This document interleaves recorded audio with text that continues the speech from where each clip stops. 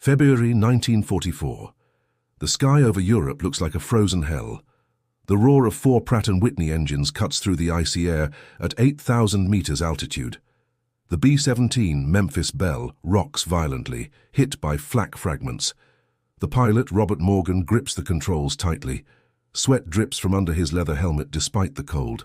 To the right, a wing smokes. To the left, engine number 3 is already dead. But the metal giant continues flying. The radio crackles. In the back, the gunner shouts, "Fighters at 6 o'clock!" The 50 caliber machine guns open fire, spitting sparks into the void. The air vibrates, the plane seems alive. In the hangars of Seattle years before, no one knew if it would be possible.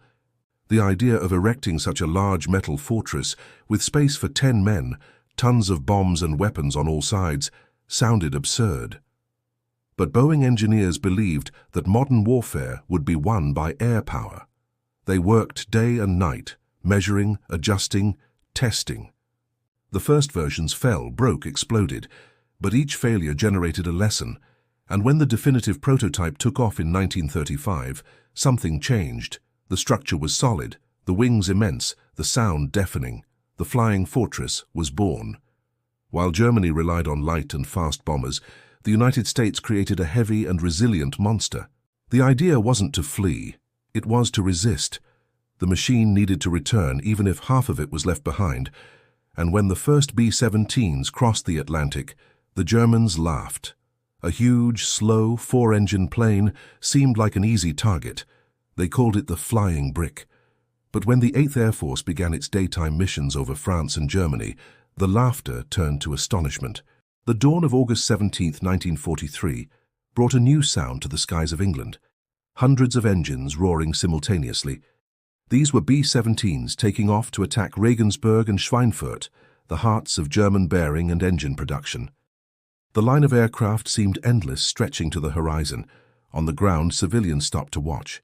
In the air, the pilots knew they were flying to hell. The Luftwaffe awaited them with fury. Over the continent, the sky became a battlefield. Messerschmitts and Focke-Wulfs dove in low-level attacks, firing precise bursts. The fortresses resisted. 1, 2, 3 explosions, and yet they continued. A B-17 lost its tail. Another descended in flames, but those that remained maintained their formation, their wings cutting through the wind in perfect synchronicity. The doctrine was clear. Together, they formed a wall of fire. Each plane covered the blind spot of the other, a swarm of steel impossible to penetrate. In the cockpit of Ain't It Gruesome, Navigator McDaniel struggled to maintain course amidst the smoke and noise. The oxygen froze in his masks. The sound of machine guns was constant, dry and violent. Outside, fragments of metal cut through the air. A grey snowflake, another piece of the fuselage, a muffled scream. Even so, the bombs were dropped on the target. The bearing factories in Schweinfurt were burning. The mission was accomplished, but the price was terrible. 60 aircraft did not return. More than 600 men disappeared. The English-language radio control was silent for long minutes, while the controllers waited for the radar points to reappear. When some finally returned, the mechanics rushed to the runways. What they saw was indescribable. Fortresses with holes the size of doors, broken fuselages, torn wings, cockpits riddled with hundreds of projectiles. And yet they landed, oil-stained, vibrating but intact. German intelligence was baffled. Photographs showed aircraft that, according to engineering calculations, should never have stayed airborne. But they returned repeatedly. It wasn't luck, it was design. Every rib, every rivet, every structural reinforcement had been conceived to survive. The B-17 could lose 2 engines, part of its wing, its rudder, and still find its way home. The legend of the flying fortress spread.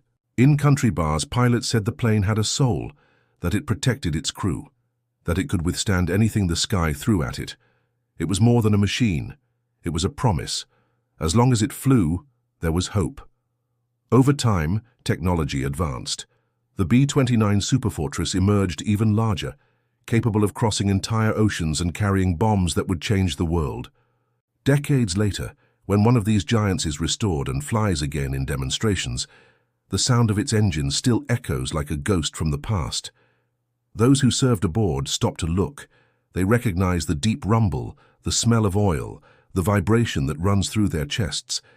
Many weep, because that sound is more than a memory. It's the echo of the courage of thousands who crossed the skies of Europe in machines that, according to all the laws of physics, should not have stayed in the air. But they did. And as long as a single B-17 still flies, the world will remember. American engineering built a fortress that defied gravity and death itself. Germany didn't believe something so heavy could fly until they saw it with their own eyes.